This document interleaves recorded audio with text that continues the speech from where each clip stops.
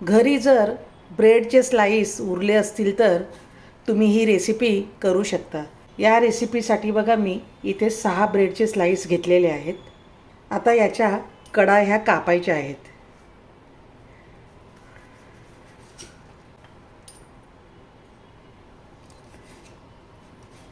चारही बाजूने मी ह्या ब्रेडच्या कडा कापून घेतलेल्या आहेत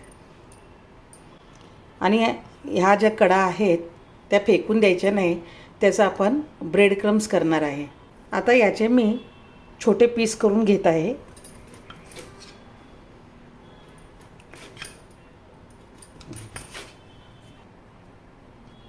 एक मी इथे बाउल घेतला आहे आणि त्याला हे थोडंसं तूप लावून घेत आहे।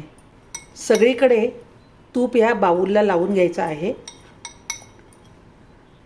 कापून घेतलेला जो ब्रेड आहे तो याच्यावर असा मांडायचा आहे। ही रेसिपी करायला एकदम सोपी आहे, पण खायला तेवढीच टेस्टी पण आहे आणि अगदी झटपट होते। तुम्ही सुद्धा अशा प्रकारे एकदा करून बघा। घरी आपण खूप वेळा ब्रेड आणतो, पण त्यावेळेला काय होतं की सगळा ब्रेड संपत नाही आणि काही वेळेला ब्रेड उरतो। त्याला तो ब्रेड फेकून देण्यापेक्षा असं काहीतरी एक डेझर्ट तुम्ही करू शकता। मुलंसुद्धा ही आवडीनं खातील। मी हा ब्रेड बघा असा एकावर एक असा मांडून घेत आहे। अशा प्रकारे मी एका बाउलमध्ये हा ब्रेड मांडून घेतला आहे। हे भांडं आपल्याला ओव्हनमध्ये बेक करायचं आहे, त्यामुळे तुम्ही ओव्हनमध्ये बेक करणारच भांडं घ्या। पाऊण कप साजूक तूप घेतलेलं आहे, ते मी जरा असं पातळ करून घेतलेलं आहे। हे बघा, तुम्ही याऐवजी बटरसुद्धा वापरू शकता। तर आता हे जे तूप आहे ते ह्या ब्रेडवर आपल्याला सगळीकडे ओतून घ्यायचं आहे।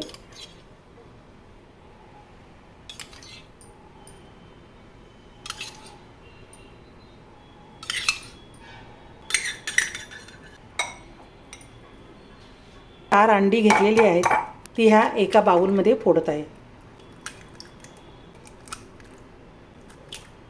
4 अंडी आता थोडीशी आपल्याला ही फेटून घ्यायची आहेत।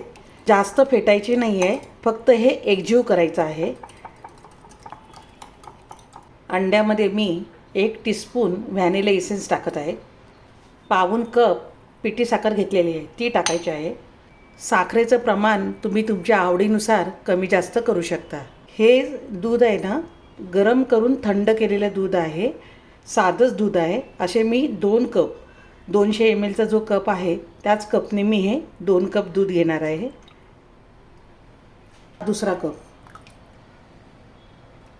आता हे सर्व मिश्रण एकत्र करायचं आहे। हे मिश्रण आता सगळं बघा मी मिक्स करून घेतलेलं आहे। ब्रेडवर तूप टाकून घेतलेलं आहे, त्याच्यावर आता हे जे आपण मिश्रण केलेलं आहे ते सगळं असं ओतायचं आहे। याच्यामध्ये हा ब्रेड भिजू द्यायचा आहे।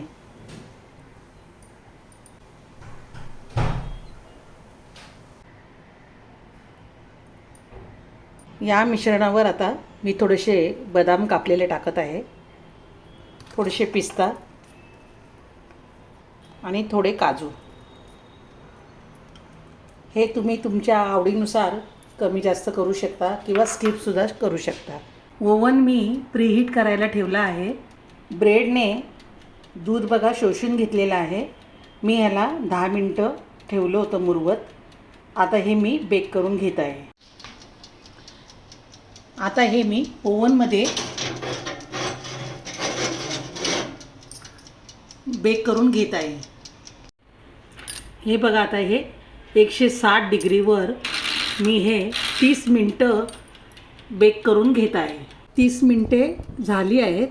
आता मी हे बाहेर काढत आहे।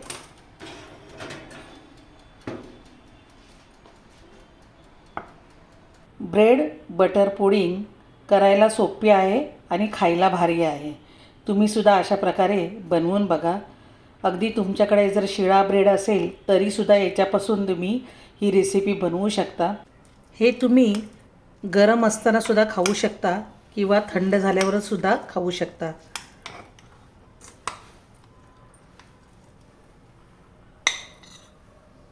दिसायलासुद्धा किती छान दिसत आहे.